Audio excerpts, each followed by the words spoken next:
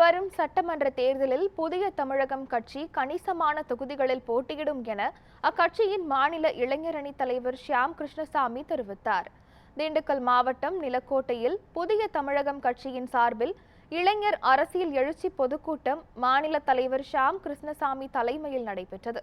இதில் உரையாற்றிய அவர், புதிய தமிழகம் கட்சியின் சார்பில் தூத்துக்குடி மாவட்டம் ஓட்டப்பிடாரம் தொகுதியை தொடர்ந்து மற்றொரு சட்டமன்ற உறுப்பினரை பேரவைக்கு அனுப்பிய பெருமை நிலக்கோட்டை மண்ணை சாரும் என கூறினார்.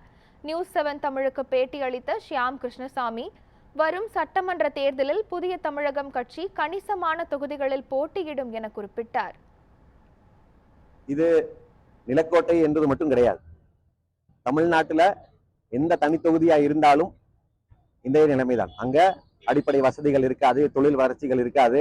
அப்படியே தொழில் வளர்ச்சி வந்தாலும் அது குவாரி கல்லள்ளி மண் அள்ளுவதும், குவாரியில கல்லடிச்சுட்டு போவதும், அந்த இயற்கை வளங்களை சுரண்டுவதும் தான் அந்த தனி தொகுதிகளுடைய தனி சிறப்பாக இந்த இரண்டு திராவிட கட்சிகளும் இந்த ஆட்சிகள்ல இருந்துட்டு வருது. தனித்தொகுதி முறையை முதல் ஒழித்து கட்ட வேண்டும். இந்த மக்கள் எப்படியாவது போராடி தங்களுக்கான உரிமையை ஒரு உறுப்பினரை தேர்ந்தெடுத்துக் கொள்வார்கள். அந்த ஒருத்தர் இருந்தா கூட போதும். இங்க 40 பேர் இருந்து எதுவும் பேசல.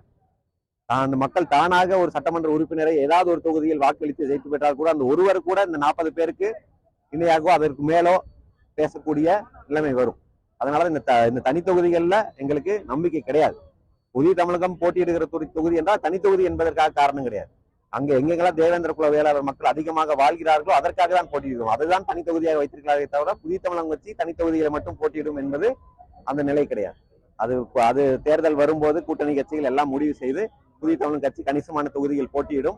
அது நிலக்கோட்டையில் வென்ற தொகுதி, இங்கு கணிசமான வாக்குகள் உள்ள தொகுதி, பலமுள்ள தொகுதி என்பதால் புதிய நிலக்கோட்டையும் போட்டியிடுவதற்கு வாய்ப்பு இருக்கலாம். நாங்கள் எதற்கும் தயாராக இருக்கிறோம், எல்லாருக்கும் தயாராகி கொண்டிருக்கிறோம்.